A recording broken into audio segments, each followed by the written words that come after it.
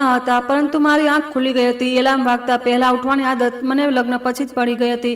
પહેલા લાગતું હતું કે થોડા વર્ષોની વાત છે, બાળકો મોટા થશે, જવાબદારી ઓછી થશે, પછી આરામ મળશે. પણ 30 વર્ષ નીકળી ગયા અને આરામ હંમેશા આવતા મહિના પર ટળાતો રહ્યો. હું મીના જોશી, 50 વર્ષની, નવી મુંબઈના કોપરખેરણના એક જૂની કોર્પોરેટિવ સોસાયટીના 2 બેડરૂમવાળા ફ્લેટમાં રહું છું. તે સવારે પણ મેં સૌથી પહેલા રસોડાની બારી ખોલી. બહાર હળવો વરસાદ પડી રહ્યો હતો. સામેની ઇમારતની દિવાલો પર ભેજની લાંબી કાળી રેખાઓ ઉપસી આવી હતી. નીચે સુરક્ષા ગાર્ડ પ્લાસ્ટિકની ખુરશી પર બેસીને ચા પી રહ્યો હતો અને દૂધવાળો દરેક દરવાજાની સામે પેકેટ ફેંકતો જઈ રહ્યો હતો. મેં ગેસ પર ચા મૂકી, લોટ કાઢ્યો, રાતનું વધેલું બટાકાનું શાક જોયું અને મનોમન હિસાબ લગાવ્યો કે તેનાથી પ્રકાશના નાસ્તા માટે પરાઠા બની જશે. દીકરા રોહનના ડબ્બા માટે દૂધીનું શાક અને દાળ રાખી દઈશ.